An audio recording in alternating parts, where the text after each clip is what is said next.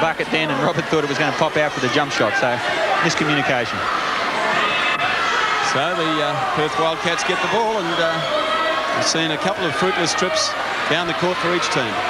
Yeah, Cal Bruton not too happy. It's back to a three-point ball game.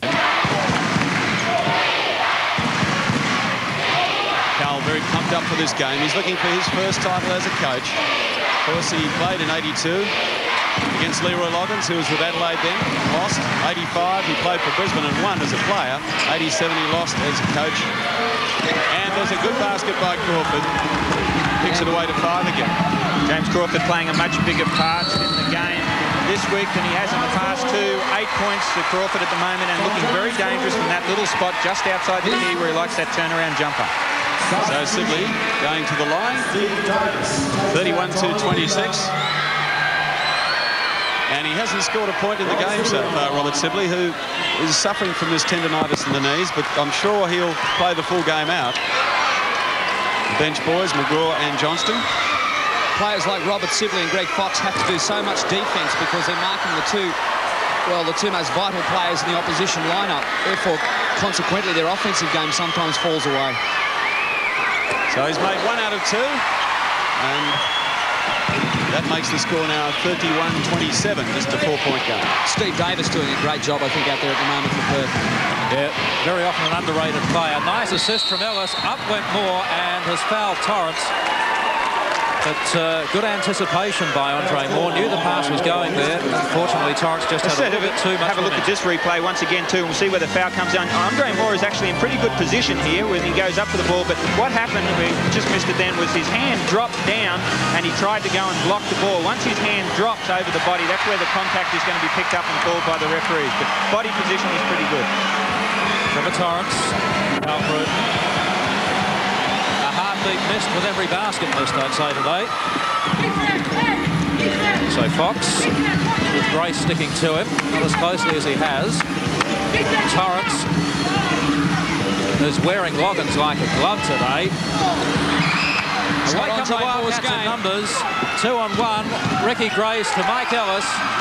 Regulation layup, and the Wildcats sprint to a 7-point lead again. 34 plays 27. It was almost reminiscent of Friday night. The Bullets took the lead on Friday night, got themselves about a 10-point buffer, and the Wildcats had come back. Just as they'd get close, the Bullets would extend again. Now it's going the same pattern, but with the Wildcats in front, they've got a bit of a buffer, about 7 or 8 points. The Bullets get close, and then they start to pull it back again. So, very reminiscent pattern. Crawford. Oh, what a drive. Couldn't finish the shot off. Some good defense on him. Ricky Grace put a little bit of pace on Greg Fox and has drawn the foul, but in the meantime, we've got a timeout called by the Brisbane bench. The Wildcats leading by 7, 34-27.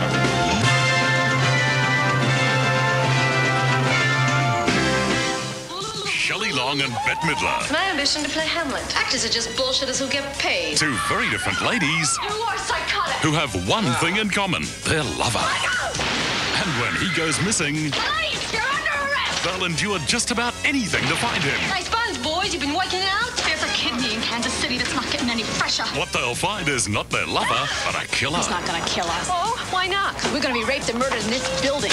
Outrageous Fortune, Monday on 7.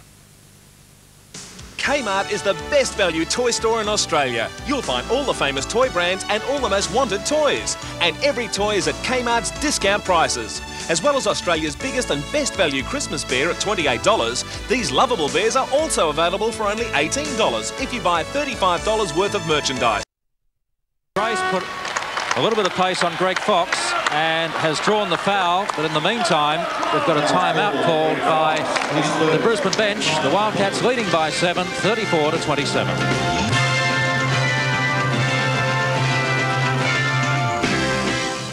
Shelley Long and Bette Midler. It's my ambition to play Hamlet. Actors are just bullshitters who get paid. 2 very different ladies. You are psychotic. Who have one thing in common: their lover. And when he goes missing, Police, you're under arrest. they'll endure just about anything to find him. Nice buns, boys. You've been working out. There's a kidney in Kansas City that's not getting any fresher. What they'll find is not their lover, but a killer. He's not gonna kill us. Oh, why not? We're gonna be raped and murdered in this building.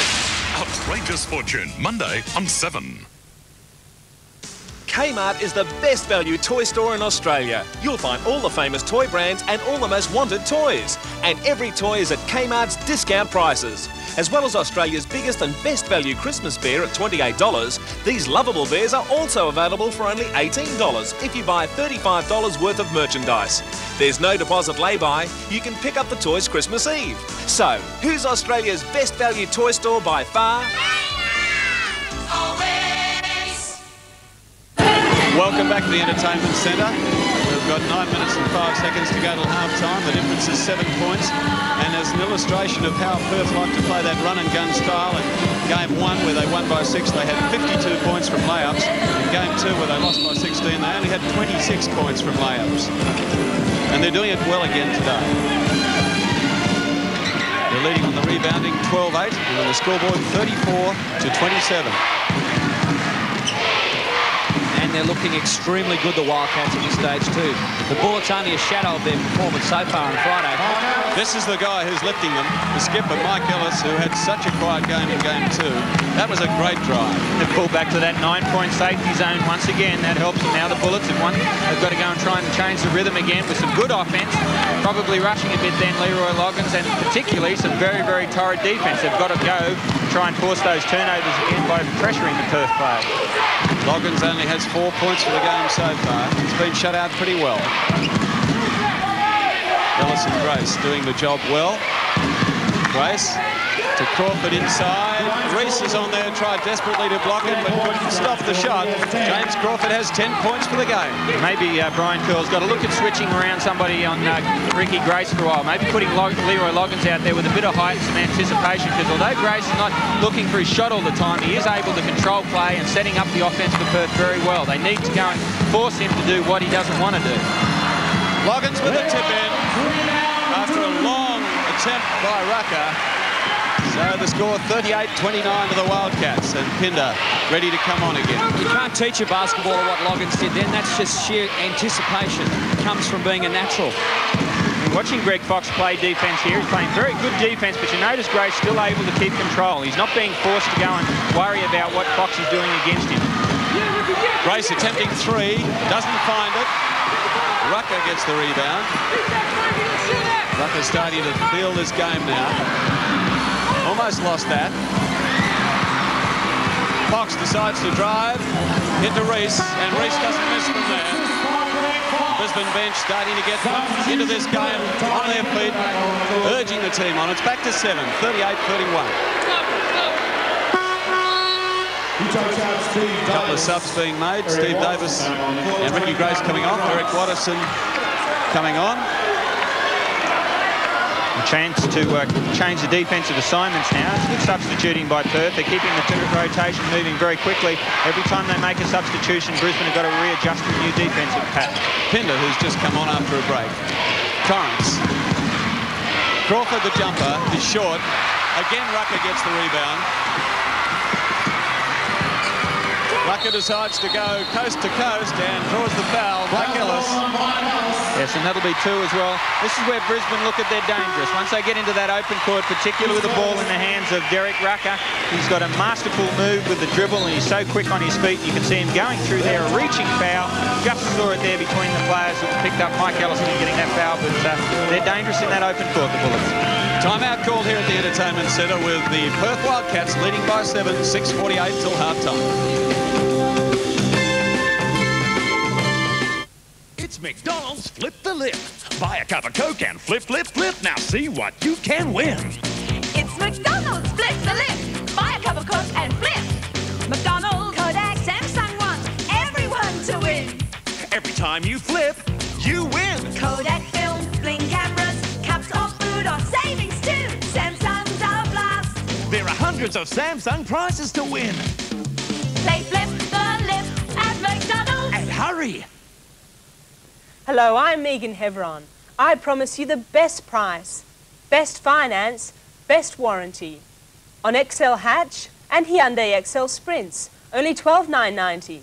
For a little more, you can move up to a new 5-door model. And there's the exciting S-Coupe. At Morley City Hyundai, you'll get a 3-year, 60,000 kilometre warranty. I'll give you the best price and the best warranty at Morley City Hyundai. Come straight out Beaufort Street. Welcome back. Perth lead 38-31. Everybody's here today. There's 13,000 people here at Burndall. And Larry Singstock, the Boomers co-captain, the Gold Coast Cougars skipper, in there doing ABC radio commentary today with Warren Boland.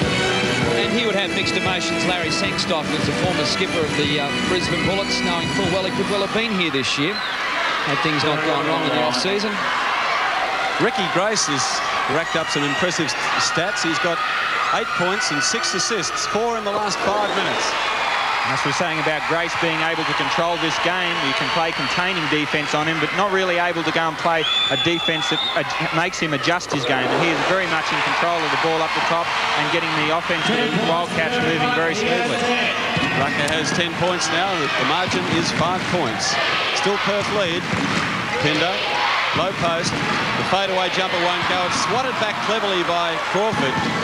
Ellis just calling the shots at the point position. It'll be interesting to see if the Wildcats do keep that offensive flow going without Ricky Grace on the floor. The court leadership role needed to be taken up, and they'll be looking to find probably Watterson and Close to work together to try and keep that ball moving and looking for the open players. You've got Pinder and Crawford both out there, so look at the gaps for them as well. Derek Rucker's first personal foul. That's Derek Conway, the Wildcats general manager. A concerned look on his face. Even more concerned if the scores were reversed, I would think. Yeah, I reckon he should be smiling. His team's playing much better than they were in game 2. Pinder on Reese. Lost the ball momentarily. Wow. Oh, clever steal by Loggins. And it goes to Rucker for the lay-in. Leroy Loggins, the greatest stealer in the history of the NBL. And that was great court vision from Loggins. There's another steal from Greg Fox down the other end who finds Loggins down the middle. Goes and reduces that break by 4 points. 37-38. It's just a 1-point game. Loggins again. Mr. Magic, the money man, he does it all. So it's only a 1-point game, 38-37. The Wildcats, I don't think, can afford to play too much time without Ricky Grace on the court. They lose direction without Ricky Grace. Yes, indeed. There's a bit of direction there from David Close. You don't often see him drive to the basket. That's a concern for Brian Curl. People do inspirational things in grand final matches, especially the series decider. Derek Rucker. No doubt about his leadership ability on court. 12 points so far. Mike Ellis got the hand in. It should be regulation. And is Tiny Pinder played the trailer in case it was needed. And the Wildcats bench appreciated that. That was a set play that Mike Ellis knew. That screen off Robert Sibley we've demonstrated on the chalkboard before, and he did magnificently to get in a position over that screen, block the ball, and then go off to the coast-to-coast layup down the other end. Greg Fox now. Watterson on him. Pinder comes in to help. The man free is Rucker. Gets it back out to Sibley, but Watterson with the steal this time. Crawford to his left. Watterson again. Up went the layup. Crawford almost had the tip in. Tiny Pinder is finally there. And the basket stands. The basket stands, so the Wildcats have weathered a bit of a storm and have come back to lead by 7. The Bullets have called a timeout. The Perth side leads by 7, 44-37.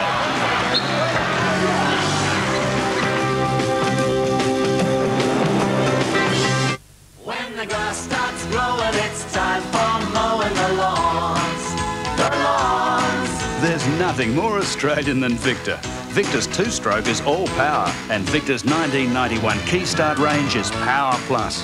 Introducing the new Commando Keystart at just $599. That's right, a new Keystart for just $599. Victor knows. Aussie loves. She was 18 months old. Her name was Jessica.